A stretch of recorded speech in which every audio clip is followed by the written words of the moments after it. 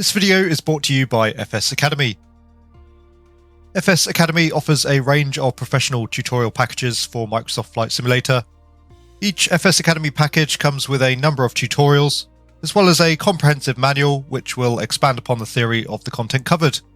The FS Academy series is created and taught by a real-world Airbus A320 captain, so the instruction throughout is both accurate and informed. And the entire FS Academy range will be on sale over the festive period. Hello again everyone, and welcome back to the channel. In today's video we are going to be taking a look at the FlyInside Bell 206B Jet Ranger. I have to say it's very nice seeing a Jet Ranger back in a Microsoft Flight Simulator. It's certainly been a while since we've seen one of those. It's been a fair old while as well since we last flew a rotary aircraft here on the channel, so should make for an interesting flight today. We've actually got a fairly bumper schedule here in terms of features that we're going to be looking at. Firstly and primarily of course the FlyInside Bell 206. Further to that though, as you can see, we are currently on the ground at Burning Blue Design's most recent scenery add-on of Solent Daedalus Airport. Our destination, no prizes for guessing there, but we're going to be checking out the relatively recently added Needles Lighthouse off the coast of the Isle of Wight. And we've also got a couple of freeware packages installed, namely some AI shipping, as well as a couple of marina sceneries around the Solent area. FlyInside reached out to me and asked whether or not I would like to showcase the Bell 206. Again, I haven't flown a rotary aircraft for a while, so I thought that would be good fun. So we're just going to be making a short hop here from Solent Airport over towards the Needles Lighthouse, and of course we'll discuss the product as we go. This video is going to be a little bit of a mix between a preview and a review. We'll be basically reviewing the aircraft on the fly. So on that note, you should get the opportunity to see quite a bit of the external model along the way, but we'll just take a look at some of the features here on the ground that you might not otherwise notice throughout the flight. Firstly, the FlyInside Bell 206B does come with a number of operable external inspection hatches, which is a nice touch to the model. You can see also there just to the aft of the rear door that we have a working sight gauge for the fuel quantity on board. Whilst we are a little bit closer up here as well with the model, I would say that generally speaking the modelling detail is pretty good. I think the texturing could use some work. The engine bay modelling is a little bit rough around the edges in places, but I think that can be forgiven, and certainly I like the overall look and effect of the engine components. For the aircraft itself, again I think the modelling level is decent. I think for the textures though, they do need a bit more weathering, a bit more detail. And some of the textures used, some of the PBR doesn't look quite as photorealistic as certain other add-ons that we've seen in the sim. Internally I would say much the same. Again, the modelling detail is pretty good, but there are a couple of areas, for example the GPS and the radio stack, that I think are a little bit subpar. The same goes with the texturing. It's all done pretty immaculately, there's no rough edges anywhere, but I do think it needs more weathering, more detail in certain places. In terms of the instrument panel, worth noting I think, it looks pretty good up close and everything operates quite smoothly, quite nicely, but from a distance it does tend to be a little bit blurrier. As a result, it can be a touch harder to read at times, at least to my eyes. You may notice that throughout the flight. Systems depth on the aircraft is very good, we'll talk more about that of course during the flight. And lastly, a quick look down the back before we get underway. Once again, everything is very neat and tidy, perhaps just a little bit sterile though in terms of the texturing used. So as usual, the plan here is to carry out a full cold and dark start on the ground here in Solent, hopefully to give you a good feel for the systems modelling on the aircraft. After that we'll be departing out of Daedalus, we'll do a quick lap around the airfield, head out over the Solent towards the Isle of Wight.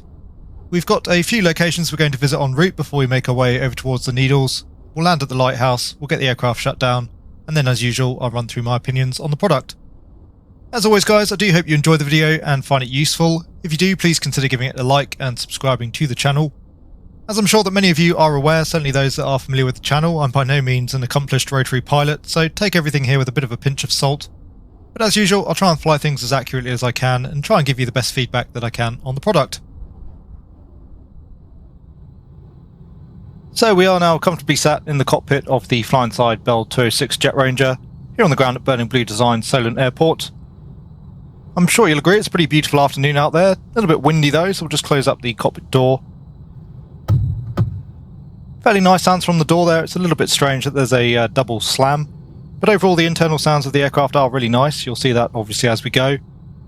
In terms of the checklists, unfortunately there's no checklist included with the manual, but there is an in-sim checklist. We're going to be using a paper checklist here though, which I think is somewhat simplified versus a real-world aircraft, but nevertheless it's going to be more than enough here to get the Bell 206 fired up and operated in a reasonable fashion. So for the engine start check, seatbelts are secure, flight controls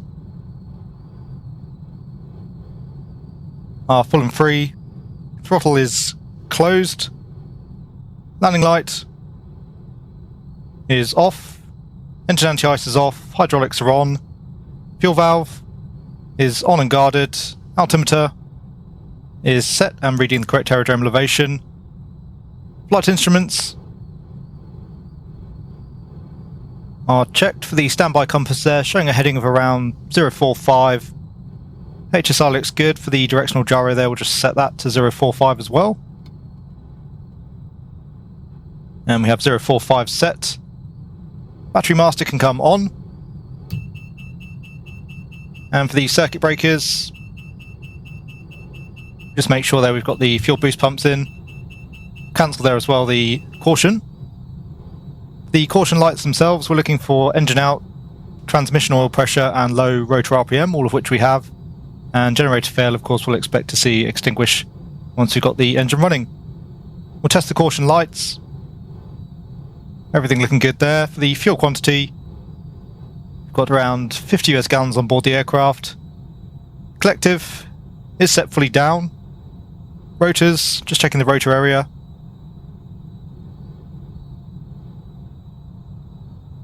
It does look to be clear. Once again, the fuel boost pumps are on and the fuel pressure caution is extinguished. Turbine outlet temperature, we're looking for below 150 degrees Celsius for the start, and obviously currently showing essentially OAT. We'll just select OAT here on the temperature indicator, and 9 degrees outside currently. So we are ready for the start. For the lights, get the position lights and the anti-collision light on. During the start itself, we're looking for 15% on the gas generator before we introduce the fuel. So we'll hit the starter. I'm monitoring the gas producer here as it spools up.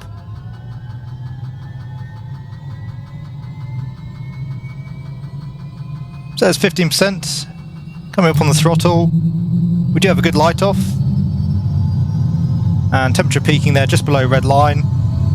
We're expecting to see the main range turn by 25%, which is what we have. And at 58% on the M1, we can release the starter, but that happens automatically in the FlyInside Bell 206.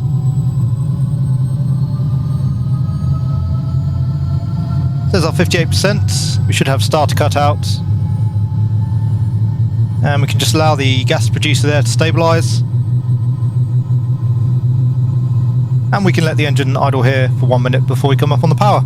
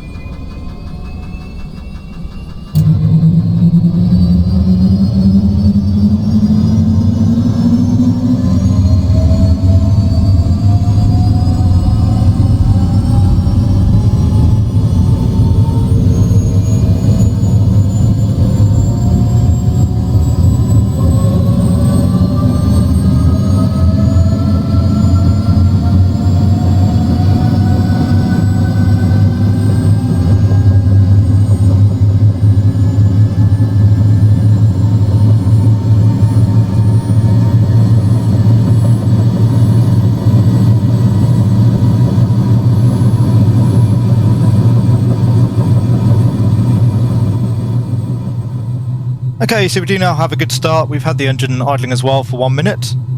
You'll notice we've just got ourselves turned into wind here. We'll discuss more about why that is in just a moment, not just to admire the T9 there off the nose. Anyway, continuing on with our checks, we'll come up to 70% now on the gas generator, so again, just feeding in the throttle.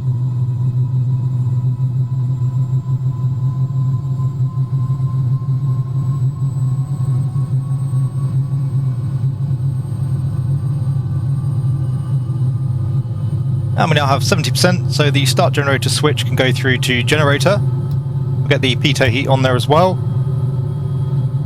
For the radios, common nav radio is not required, transponder is set to 7000, and we're in out. And for the lights, we'll get the landing lights on. GPS has been initialized. We can come up to full power now, so again, just feeding in the throttle very slowly. We want to make sure we don't peak above 40% on the torque initially.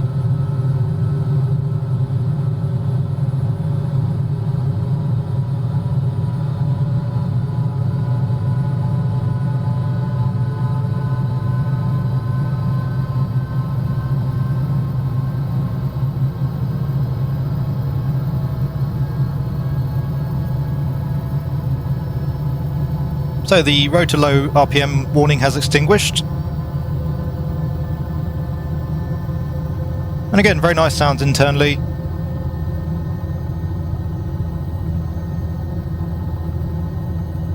The torque behaviour just a touch erratic there at the high RPM range. Anyway, there's full throttle, we've got about 90% on the gas producer, around 600 degrees turbine outlet temperature, 15% on the torque.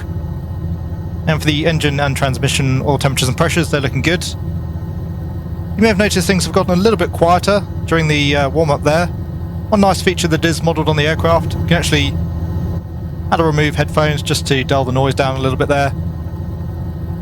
Anyway, we are now ready for the takeoff. I said we've positioned ourselves into wind here already.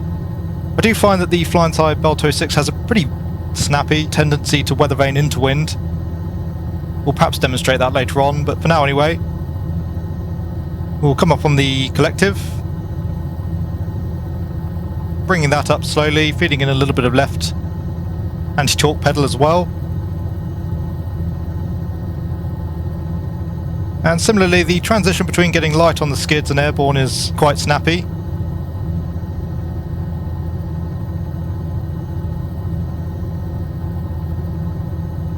Anyway, we'll just hover taxi here out to the holding point for runway 05.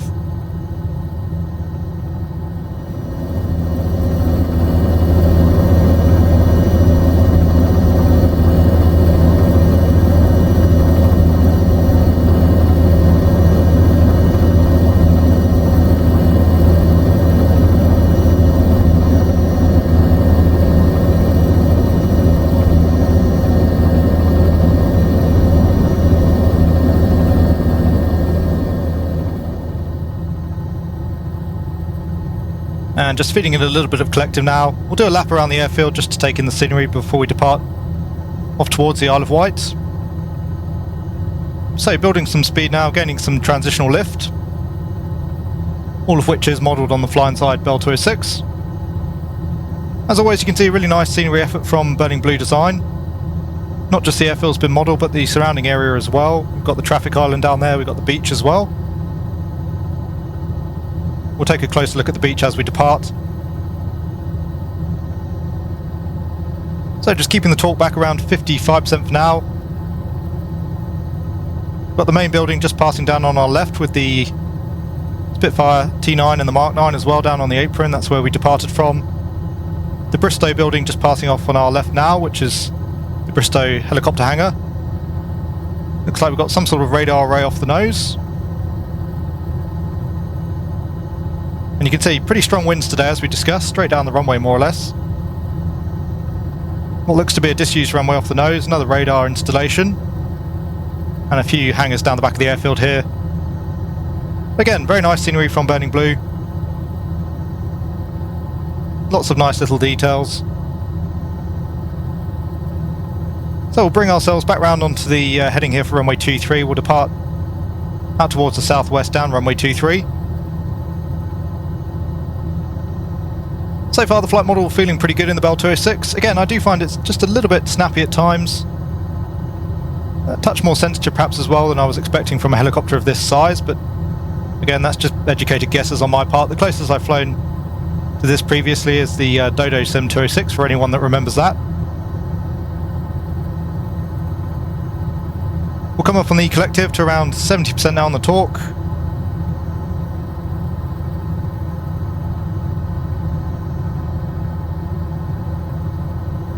I find 70% is a pretty good cruise power setting. That gives us around 100 knots in the cruise. And now that we've built up some airspeed, just using a couple of clicks forward as well on the trim, just to settle the aircraft down. So again, nice detailing there on the beach. You can see the beach huts just off the coast. Got the windbreaks as well. Little jetty out there on the right by the looks of things. It should be a nice scenic hop across the Solent here. We've got quite a bit of additional scenery, mainly in the way of boat traffic. Got both some AI boats, some marina scenery as well over at Cowes.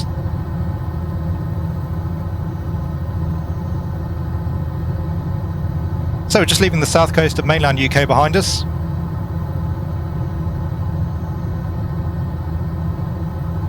We've also got the Aerosoft North Sea scenery installed, so you may see a few tankers around. We'll be taking a visit out to one of those at a later date. possibly an oil rig instead. And quite possibly we'll take the Bell 206 again. Anyway, it looks like we've got some sort of yacht down there on the right, a couple of sailing vessels off the northern coast of the Isle of Wight there, or the northeastern coast. Cowes is just off the nose. Visibility is actually pretty excellent. It was significantly less pleasant weather earlier on, quite a bit of rain passing through this morning. It's actually a little bit of a shame. I was quite looking forward to doing some weather dodging over towards the Needles. But anyway, once we've got ourselves trimmed out, the Bell 206 flies pretty nicely. It's fairly stable. It does have a little bit of a tendency to run away and pitch. You do have to continuously fly the aircraft. I imagine that's probably true for a helicopter. Again, no real experience there on my part.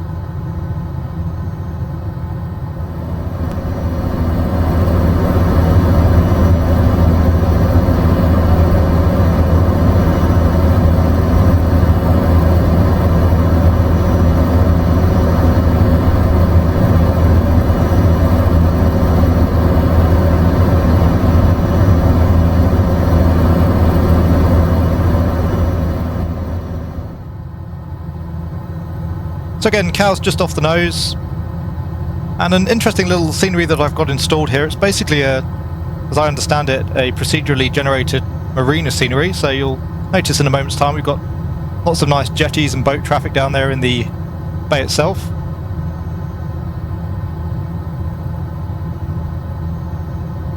So I do think what the Bell 206 lacks somewhat in visual fidelity, it certainly makes up for with the flight model and the internal sounds. The external sounds are a little bit less impressive, and I've mentioned some of the details, for example the external sounds and the visual shortfalls to the developer. So they are at least aware. Hopefully we'll see further improvements to the product. So presumably, again, much as the Black Shark AI produces most of the Microsoft Flight Simulator world, I believe here all of these jetties and boats are more or less procedurally generated by the add-on, which you can find over at flightsim.to. I'll try and remember to leave a link in the video description. We'll just continue slightly further up the river here towards Newtown, which is off at our 1 o'clock. And then we can head back off towards the coastline. We'll head off towards Yarmouth. There's another peculiarity of the flight model I have noticed. Any sort of crosswind really. We've got slightly gusty conditions here today, to be fair, but you can see that the flight model does get kicked around quite a bit by the gusts. Again, purely hypothesising on my part, but I would say perhaps a little bit too much so. It's quite sharp as well in its behaviour in terms of snapping back and forth. But again, fairly gusty conditions here. You can see the airspeed indicator needle there shifting around a bit.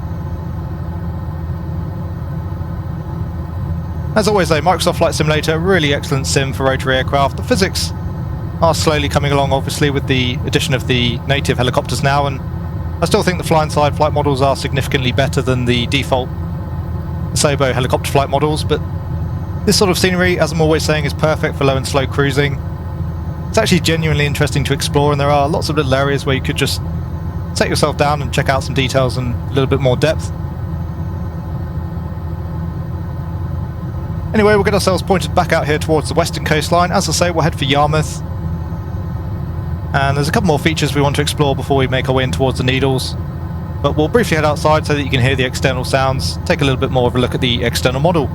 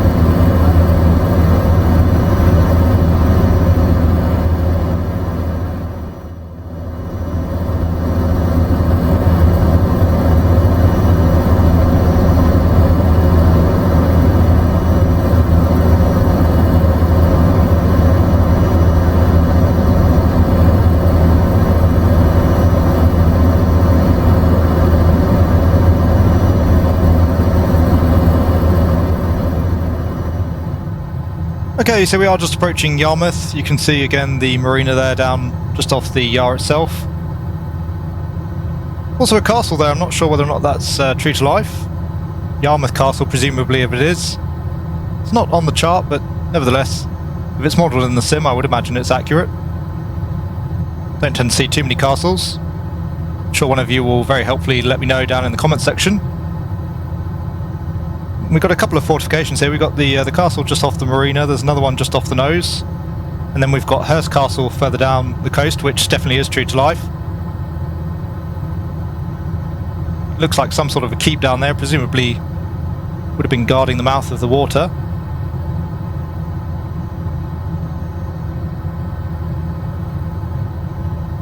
Some more AI shipping traffic there, really nice addition to the sim, the AI shipping. Freeware as well, you can pick it up off flightsim.to. Again, more fortifications, just a bit of a wall section this time. Definitely nothing mentioned there on the chart. And then we've got Hurst Castle off the nose, which is, again, accurate, that is on my chart. We'll take a quick flyby of that. Interesting direction of travel there from our AI shipping. Presumably that's a bit of an issue caused by the current wind conditions. He looks to be being blown downwind.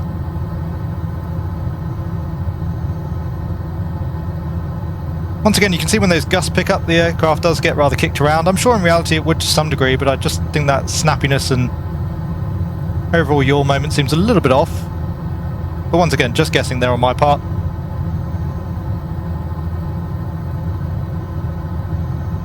So here is Hurst Castle, pretty substantial.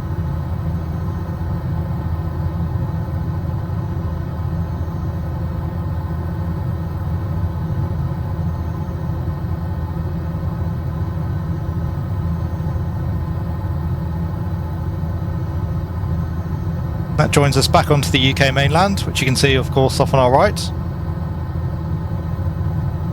But we'll head back towards the Isle of Wight. And you can see the Needles now, just off the nose. So we'll head in towards the Needles, we'll do a bit of a fly past, check the area out, and then we'll come back for a landing.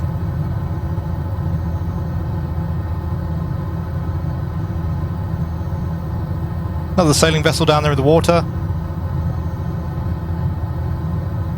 He looks to be straight into wind at the moment, more or less.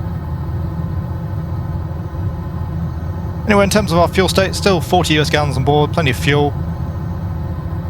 As I say, we'll just do a quick lap around the Needles, planning to put the aircraft down, and then we'll finish up the review as usual, just with a few thoughts and comments on the product overall.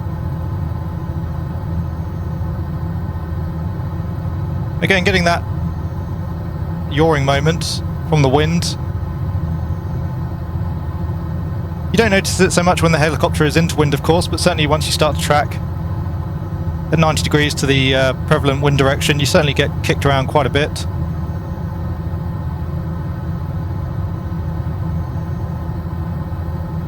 As I say, these are particularly gusty conditions, so to be fair to FlyInside, it's a slightly unusual scenario perhaps. And we do know that the sim tends to overplay gusts a bit at the moment as it is. So it's probably a sim issue as much as it is a flight model issue. Anyway, here are the Needles. We'll start coming back off the collective again, start losing some speed.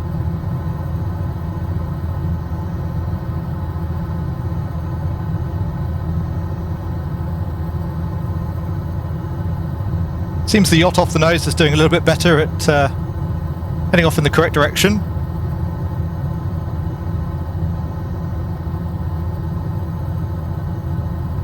So we've got the Needles themselves, and obviously, of course, the lighthouse there, right on the tip of the coastline. We're going to be landing on top of that. Should make for a reasonably nice, challenging landing in these conditions with that wind.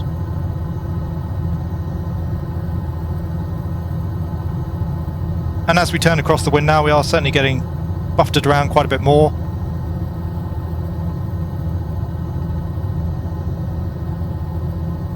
Back at around 50 knots now on the speed. We'll keep letting that bleed off here as we come around through the turn. And we'll just come back over the other side of the Needles here to make our approach, again back into wind.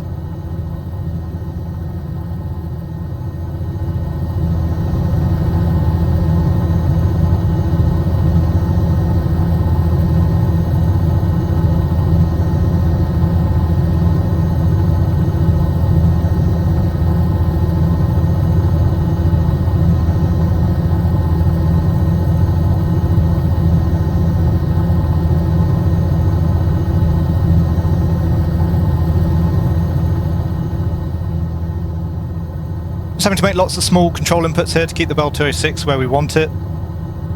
The aircraft's definitely a bit of a challenge to fly in the hover, which is great.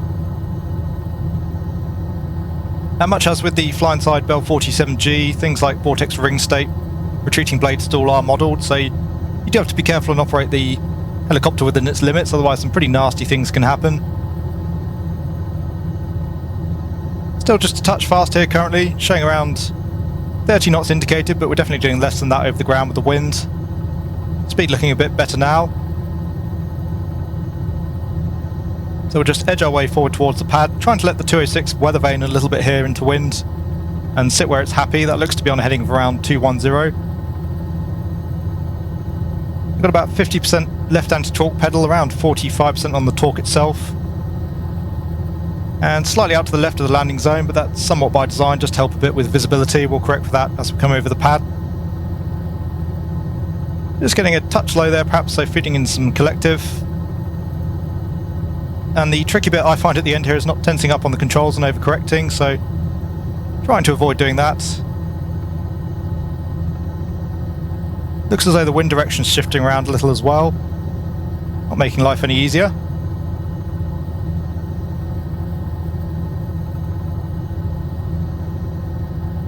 Getting a little bit of a shear there as we come over the pad. I find that's quite often the case in the sim. So a little bit of a bump there on touchdown.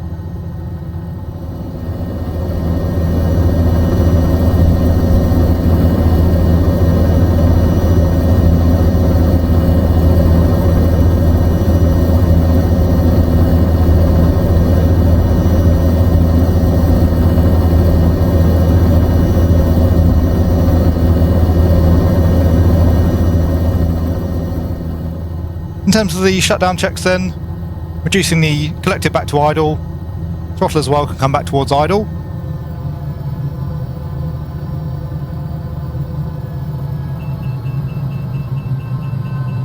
We'll just cancel the low RPM warning.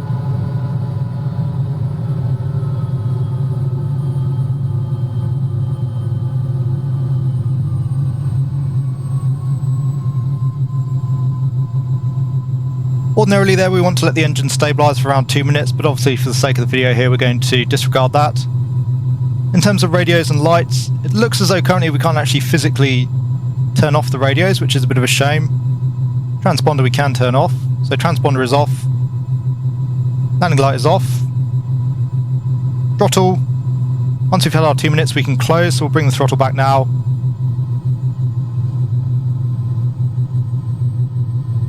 Ultimately that's going to cut the fuel. And you can see there the turbine outlet temperature coming down, gas producer, the needle was falling. For the caution lights we've got the engine out warning, transmission oil pressure, again we're expecting to see those. Start generator switch can go through to the start position once again. And looking good there on the engine, so the fuel boost pumps can come off.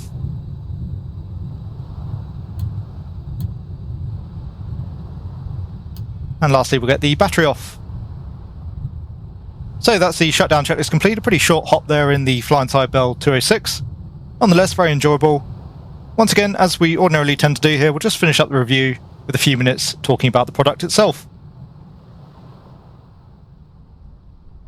So there you go guys, I hope you enjoyed our outing in the FlyInside Bell 206 Jet Ranger. Once again, really nice to see the Jet Ranger back in the sim. Good fun as well doing some rotary flying on the channel. Certainly the product does offer up a nice challenge. I definitely enjoyed the flight, but as always there are strengths and weaknesses, and we'll just take a few moments now to talk through those. In terms of the product's weaknesses, my main issues there really would be visual fidelity. I think as well the external sounds could use some improvement. By no means of course does the Bell 206 look bad, it's just that again the texturing lacks a bit of definition, a bit of weathering, wear and tear. Overall just those little details that make the aircraft look and feel a bit more alive in terms of its visual model. I think that is a fair comment both inside and out, and once again I don't think this is through a lack of care necessarily, as everything is textured very immaculately. But certainly more could be done on the textures just to bring them alive a little bit more and really make the most of Microsoft Flight Simulator's graphical fidelity. The internal sounds of the aircraft are excellent, and again we'll be touching on that in just a moment, but externally I think they still need some work. Again, I wouldn't say that the external sounds are bad, but they do noticeably fall short of the internal sounds. I think as well the rotor animation at low speed could use some work. We saw that on the ground as we were waiting for the engine to warm up. At low speed, the rotor animation I find to be a little bit clunky, a little bit choppy. It is tricky modelling moving parts at those sorts of speeds. Quite often we see that aircraft don't get this quite right as well, with props for example. And such details, obviously not a deal breaker, but it would be nice to see further refinement. One other issue which I did find with the Jet Ranger, just very occasionally the product seemed to lock up. That happened to me on 2 occasions, to be fair through several hours of flying, and it seemed to only occur during the startup and the shutdown. But at those points the sound seemed to hang, the controls seemed to become inoperative, so there seems to be a little bit of a bug there. Hopefully of course that will be fixed up in due course. Lastly, in terms of my negatives, it would be nice to see a few more features added on the aircraft given the price point. Having read through the manual, I don't think that I missed anything, but there didn't seem to be any option to remove the pilot for example, add passengers. We do have the engine panels which we discussed during the introduction. I think that's a nice touch. But again, more could have been offered on board, for example an onboard tablet with a moving map. Some features like we've seen on the high performance group H145 would have been great. Anyway, that just about wraps up my negatives. Again, really the focus for me there would be some improvements to the graphical fidelity of the aircraft, some improvements as well to the sounds.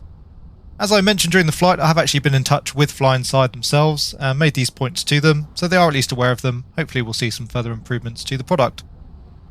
In terms of my neutral points, the frame rate on the aircraft was pretty good, still lost a few frames there. I was getting about 30 frames in the Jet Ranger versus around 38 in the default Cessna 152. There are just 1 or 2 areas of the flight model that I would like to point out here as well in my neutral section, since I do think there are a couple of things that need tweaking, but once again I can't back those claims up with any real world knowledge or experience. Perhaps the best thing to do here is for anybody that has flown the FlyInside Bell 206 and has any real world rotary experience, please do post a comment regarding your thoughts on the flight model. I'll pin it so that everyone can see. Anyway, the points that I would question, again we mentioned those during the flight. Firstly, the aircraft's tendency to weather vane into wind. I'm fairly certain that would be a somewhat accurate behaviour, that the aircraft would naturally want to orientate itself into the prevailing wind direction. But again, I found it did so quite instantaneously. It was very hard to counteract as well using anti-torque. And that snappy behaviour just surprised me slightly. Whilst the 206 isn't a particularly big helicopter, neither is it a particularly small one. So firstly, just a little demonstration here as we come up on the collective. We've currently got the aircraft about 90 degrees into wind. Trying to come up gently on the collective, let the aircraft get light on the skids, use the anti-torque pedals to keep things straight. Here with the FlyInside Bell 206, I do find again that behaviour can be quite snappy, almost instantaneous.